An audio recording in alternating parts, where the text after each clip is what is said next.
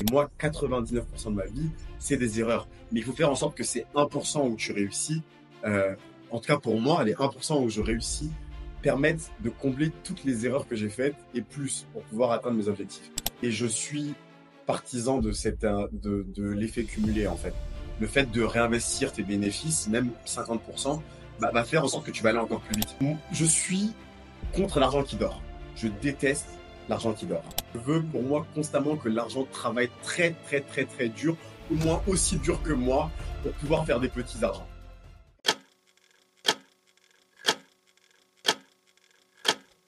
Et moi, 99% de ma vie, c'est des erreurs. Mais il faut faire en sorte que ces 1% où tu réussis, euh, en tout cas pour moi, les 1% où je réussis, permettent de combler toutes les erreurs que j'ai faites et plus pour pouvoir atteindre mes objectifs. Donc je suis quelqu'un qui teste tout le temps, tout le temps, tout le temps, constamment. Encore aujourd'hui, Daniel, j'ai testé des nouvelles choses. Je vais voir si ça va fonctionner ou pas. Je teste un nouvel investissement. Peut-être que ça va pas du tout marcher. C'est possible que oui, c'est possible que non. Donc, je fais des erreurs tous les jours. Maintenant, ma plus grande erreur, c'est une bonne question. J'en ai pas une seule moi qui me vient en tête. Mais rien que par rapport à Naveco, on a dû faire des erreurs à 100 000 euros, on a dû en faire au moins une dizaine, facilement, en fait. Donc, je vais te donner un exemple concret. Quand on a lancé l'entreprise, l'une des grandes erreurs qu'on a faites, c'est cheap is expensive, comme disent les Américains. C'est-à-dire que pas cher coûte très cher, au final. On a voulu se Mm. lancer en se disant qu'on allait choisir le moyen de développement de l'application le moins cher possible. Donc, qu'est-ce qu'on a fait? On est allé en Chine pour pouvoir développer l'application. C'était une erreur monumentale. Ça nous a fait perdre énormément de temps et d'argent. Donc ça, c'était une erreur, par exemple. Et je peux t'en citer, si tu veux parler de mes échecs, on peut être là jusqu'à demain, sans aucun problème. Mais ça, je dirais que c'est une grosse erreur, par exemple. L'une des erreurs, par exemple, qui me revient de mon côté également, c'est des fois te confondre l'argent de son business à son propre argent. Est-ce que toi aussi tu l'as fait cette erreur-là?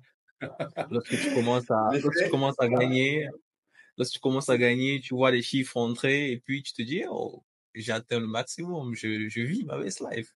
Est-ce que tu C'est l'as marrant fait cette erreur? C'est marrant que je dis ça. Hier, j'étais au salon de massage. Je vais au massage du coup toutes les semaines. C'est un peu mon moyen de prendre du recul. Et le masseur, en fait, m'expliquait qu'il avait lancé son business. Il est originaire des Philippines. Il a lancé son business aux Philippines et que pendant 3 ans, du coup, son business marchait. Mais en fait, ce qu'il n'avait pas compris, sa plus grosse erreur, c'est que dès qu'il faisait rentrer de l'argent, il le dépensait, en fait. Et il pensait que c'était son argent. Et à la fin du mois, il avait plus de quoi payer ses factures, simplement. Et j'en rigolais parce que je lui disais, avec mon associé, on a fait exactement la même erreur au début, en fait. On se disait que le chiffre d'affaires qui rentrait, c'était, c'était du bénéfice, alors que pas du tout. Donc, tu fais rentrer 100 euros, 100 euros, tu as peut-être 90 euros de charge dedans. Donc, il y a peut-être 10 euros seulement qui te reviennent. Mais l'erreur qu'on a faite au début, c'est de se dire que les 100 euros, c'était nos 100 euros à nous, en fait. Donc, on a fait exactement la même erreur que toi. Donc, t'inquiète, je crois qu'il y a beaucoup d'entrepreneurs qui la font. Et pour tous ceux qui vont nous regarder, please, s'il vous plaît, ne faites pas cette erreur-là, parce que c'est une erreur qui fait perdre énormément de temps et c'est une erreur de débutant. Quand je regarde tes réalisations, je suis époustouflé et je me dis, ce mec, forcément, il a une équipe dingue. Il a une équipe de smart guys. Et je me demande comment est-ce que tu as fait pour constituer ton équipe. Est-ce que tu as un critère? Est-ce que tu as vraiment quelque chose qui te tient à cœur lorsque tu sélectionnes ton équipe? Tu spoil un peu Daniel parce que je vais faire un post Instagram tout à l'heure, parce qu'il y a quelqu'un qui m'a écrit et qui m'a dit, mais Mansour, je comprends pas comment est-ce que tu arrives à être de partout à la fois. Donc je lui ai dit, en fait, je lui ai répondu que je n'étais pas allé sur Instagram depuis plusieurs jours. Et il me disait, mais c'est pas, je vois des posts en fait tout le temps, etc. Et je lui ai dit, c'est juste que un conseil que je peux te donner dans la vie, entoure-toi des bonnes personnes. C'est juste que j'ai une équipe qui poste pour moi, tout simplement. En fait, donc même si je suis pas là, tu vas avoir l'impression que je suis là, alors que je ne suis pas allé. Et ça, c'est quelque chose qui est extrêmement important quand tu veux grandir, quand tu vas commencer. Et je le disais quand on a lancé Naveco au début, parce qu'on m'appelait CEO ou PDG, ce genre de choses-là, et moi ça me faisait rire parce que je leur disais, oui, peut-être que je suis le fondateur, mais je suis aussi le balayeur, l'assistante de direction, etc., etc. C'est moi qui fais tout dans l'entreprise au début. Quand tu vas te lancer, tu as personne, donc tu vas devoir tout faire tout seul. Par contre, pour grandir rapidement et pour grandir bien, tu vas devoir t'entourer des meilleures personnes possibles. Et encore une fois, on parlait d'erreur tout à l'heure, l'une des erreurs qu'on a faites au début, c'est qu'on s'est dit qu'on voulait économiser en prenant des gens qui coûtaient pas forcément cher.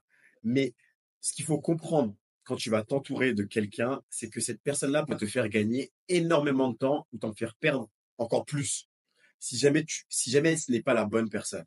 Il y a Jeff Bezos qui disait que quand il a recruté pour Amazon, et maintenant je m'en sers, hein, honnêtement, je m'en sers quand je recrute quelqu'un, il disait que il a posté la première offre d'emploi du coup pour Amazon, et il disait que la première recrue d'Amazon devait devait avoir les compétences du top 1 de son industrie, c'est-à-dire être aussi bon que les meilleurs du coup dans son industrie, mais être capable de faire ce que ces gens-là font en 30% du temps que ces gens auront.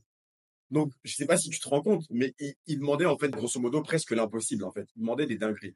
Mais il disait que cette personne-là, elle serait bien rémunérée et bien récompensée du coup de son investissement. Bah, bien sûr, cette personne-là a fini milliardaire, hein. Les premiers employés d'Amazon ont tous fini milliardaires. Ou au moins multimillionnaires du coup en dollars. Mais c'est juste pour te donner un ordre d'idée. Et je, je peux confirmer que nous, en ayant recruté au début des gens qui n'étaient pas forcément euh, au top, c'est pas du tout une critique. Parce que, je veux dire, chacun ses compétences dans la vie, chacun fait ce qu'il peut, au maximum de ses compétences. Mais on n'a pas pris les meilleures personnes pour le poste qu'il fallait, et ça nous a fait perdre énormément de temps. Donc, mon conseil, c'est vraiment, mieux vaut continuer à travailler seul pendant un moment et faire les tâches toi-même, plutôt que de déléguer à une personne qui n'est pas suffisamment forte pour pouvoir le faire. Donc, délègue, mais que quand tu as trouvé les bonnes personnes. Et ça, je ne vais pas te mentir, Daniel, c'est extrêmement difficile. Avec mon associé, nous, on se dit que sur 10 personnes, on va peut-être réussir à en trouver une qui est bonne. Et j'étais à une conférence en début de semaine. Mardi, j'étais à une conférence avec des très grands entrepreneurs qui ont réussi énormément de choses, qui ont des entreprises qui ont plus de 1000 employés. Et la question que moi j'ai posée à ces entrepreneurs, Daniel, c'est comment est-ce que vous arrivez à recruter des gens? Et là, c'est pour te dire à quel point c'est difficile, hein. C'est la plus grande difficulté. Et je te jure, ces deux entrepreneurs-là m'ont répondu exactement la même chose. Ils m'ont dit, Mansour, c'est l'une des plus grandes difficultés qu'on a, en fait, de recruter les bonnes personnes. Et je leur ai dit que nous, on pensait que c'était une personne sur 10 qui valait le coup. Eux, ils m'ont dit que non, c'était une personne sur 100 qui valait le coup. Donc, cherchez bien, ne prenez pas les premières personnes que vous allez trouver, essayez de rencontrer un maximum de gens avec qui vous allez travailler.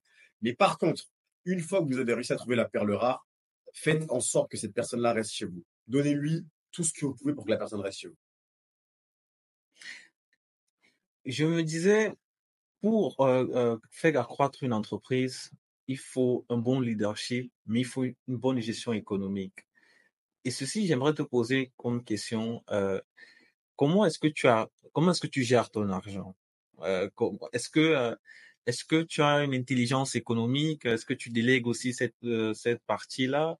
Je veux vraiment savoir. Comment est-ce que tu Je gères parle ton sur le argent? côté professionnel, on est d'accord, hein. Bien sûr. Sur le côté professionnel, alors, par rapport à l'Aveco, comme je t'expliquais, du coup, maintenant, on a un gérant qui s'occupe de tout. Donc, c'est lui qui s'occupe, du coup, de la gestion day-to-day, j'ai envie de dire, de l'entreprise. Par rapport à Entrepreneur Mindset, c'est moi qui gère toutes les dépenses de A à Z. Je veux dire, s'il y a 1 euro qui sort, je sais pourquoi est sorti cet euro-là, et c'est moi qui valide, du coup, tout ce qui passe.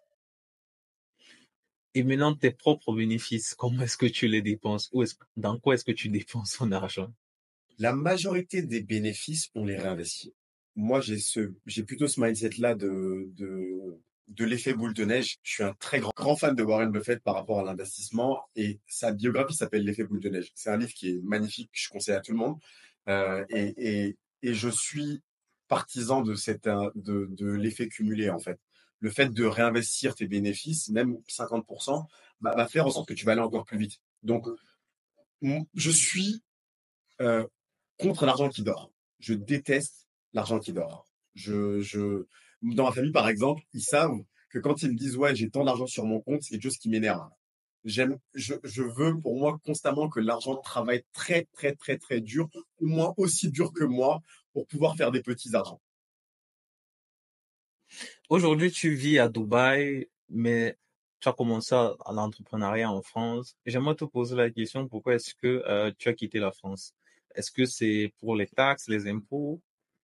C'est une excellente question. C'est marrant parce qu'on en parlait du coup dans mon podcast qu'on a fait la semaine dernière, parce que Hein? j'étais avec des Français aussi qui sont venus s'installer à Dubaï. Il y a, je dirais, trois raisons, quatre raisons principales du coup pour lesquelles on a quitté la France. Number one, c'est le mindset, la mentalité en France. Et hier soir, je crois, ou avant-hier soir, mon équipe avec qui je travaille a posté du coup un réel où je parlais de ça, où je disais que je comprends pas en fait pourquoi dans ce pays, là où il y a tellement de gens qui veulent venir vivre, en fait, les gens là-bas ont l'impression que c'est le pire pays du monde. Donc, ils sont tout le temps en train de se plaindre. Et comme je te l'expliquais depuis tout à l'heure, je suis quelqu'un de plutôt constructif et j'ai besoin d'être avec des gens constructifs. Et je crois qu'il n'y a pas une ville où les gens ont un mindset de construction plus grand qu'à Dubaï. Ça, c'est number one. Le numéro 2, c'est le soleil, pour être honnête. Je suis né, j'ai grandi en France. Toute ma vie, j'ai dû attendre 10 mois pour avoir 2 mois de soleil. Et en fait, on en avait marre. Du coup, avec ma femme, au bout d'un moment, on s'est dit, on en a marre, donc on va partir. Ça, c'est la raison numéro 2. La raison numéro 3, ça, je m'en étais pas rendu compte avant de venir m'installer à Dubaï, c'est la sécurité. C'est incroyable. C'est la ville numéro 2 la plus safe au monde. En France, euh, te balader la nuit, parfois tu te sens en insécurité, on va te voler ton téléphone, on va te voler, etc. Tout ce que tu as. Si tu portes une belle montre, on peut te l'arracher du poignet. C'est une belle voiture. Ça m'est arrivé plusieurs fois et pourtant, j'avais pas la voiture la plus chère du monde, hein. Mais plusieurs fois, on va traiter ta voiture parce qu'elle est neuve, etc. Genre de choses-là. Ça ne va jamais t'arriver à Dubaï, vraiment, par rapport à la sécurité. Et je dirais que le quatrième point, c'est pas les taxes. D'ailleurs, je réponds à ta question parce que c'est vrai qu'on m'a souvent dit ça, mais en fait, il faut savoir que moi, Naveco, je paye encore 99% du coût de mes taxes encore en France à cause de Naveco. Et on paye beaucoup, beaucoup, beaucoup de taxes. Faut savoir que les gens comprennent. Après, je te donnerai le quatrième point que si tu fais 100 000 euros de chiffre d'affaires en France, il y a ce qu'on appelle la TVA du coup que tu payes, la taxe sur la valeur ajoutée qui est de 20%. Ensuite, tu payes l'impôt sur les bénéfices qui est de 30%. Ensuite, si tu prends cet argent-là, tu payes donc des charges sociales, fiscales, patronales, etc., qui sont d'environ 50% sur ce que tu auras pris. Et ensuite, tu payes encore de l'impôt ton impôt personnel. Pardon. Donc, on paye énormément de taxes en France, mais je paye encore énormément de ces taxes du coup en France avec Naveco. Donc franchement, c'est pas la raison principale pour laquelle je suis parti, les taxes.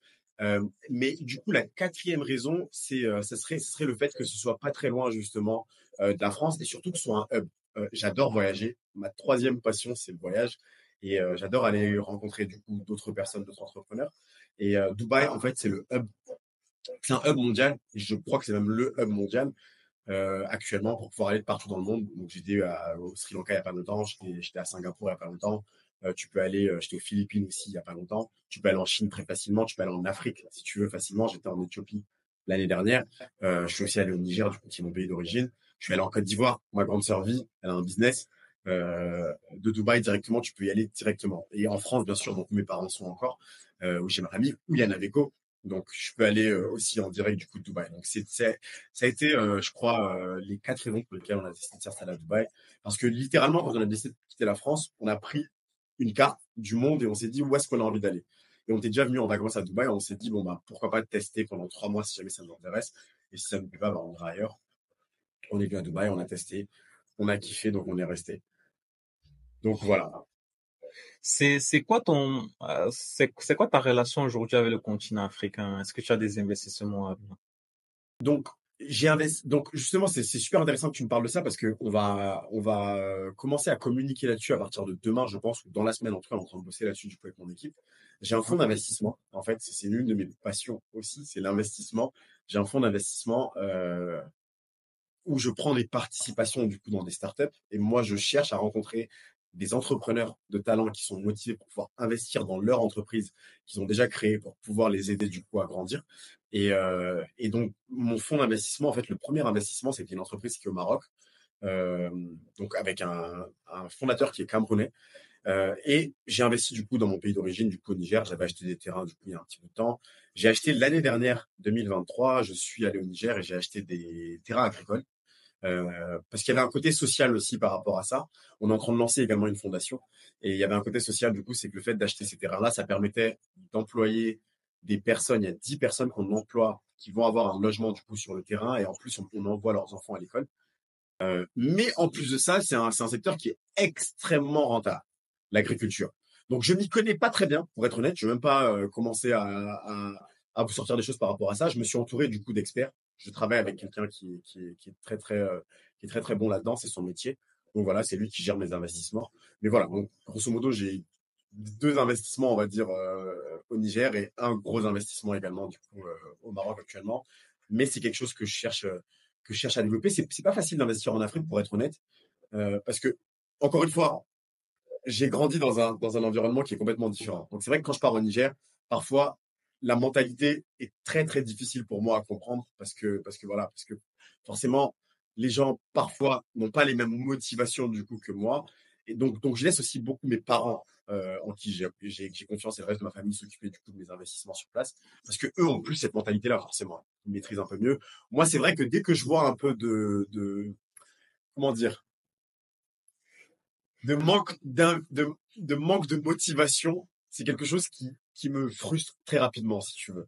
Donc, quand je te donne un exemple concret, si jamais j'achète quelque chose, si jamais j'achète un terrain et que je fais construire du coup sur le terrain quelque chose, et qu'on m'a indiqué que c'était 6 mois de délai, mais qu'en fait je me rends compte au bout de 6 mois que les mecs n'ont pas fait 10% de coût de ce qu'ils m'ont dit, ça a tendance à m'énerver. Donc, c'est vrai que ça, pour le coup, c'est ma mentalité européenne, je dirais, où je Mhm. sais que les délais sont tenus. Je sais que Naveco, quand je travaille avec quelqu'un, si jamais j'ai un client qui me dit, ouais, tu dois venir me prendre à telle heure, mais que tu vas me prendre 2 jours après, ça va pas le faire. On essaie de respecter ce qui se passe. Donc, c'est un peu la même chose. J'attends exactement la même chose, en fait, des gens avec qui je travaille. Et c'est vrai que, voilà, pour être honnête, en Afrique, j'ai eu du mal pour l'instant à trouver les bonnes personnes avec qui travailler. Donc, je suis encore en recherche parce que c'est quelque chose qui m'intéresse énormément. D'ailleurs, pour information, le nom de mon fonds d'investissement, c'est le nom du village de mon père, du coup, au Niger. Et le principe, c'est vraiment de pouvoir rendre au maximum, de créer un maximum de valeur, du coup, en Afrique. C'est pour ça, d'ailleurs, que j'ai choisi le Maroc, du coup, au début, parce que c'est l'un des pays où j'ai trouvé que que les structures étaient suffisamment puissantes pour pouvoir permettre de l'investissement, en fait, si tu veux. Et j'ai pas encore trouvé ça, en tout cas dans mon pays d'origine. Je vais pas parler pour d'autres pays parce que je ne les connais pas pour l'instant. Je vais aller au Sénégal au mois de juin pour pouvoir rencontrer les entrepreneurs et voir comment ça se passe. Mais voilà, voilà un peu mon rapport du coup pour l'instant à l'Afrique. Très intéressant.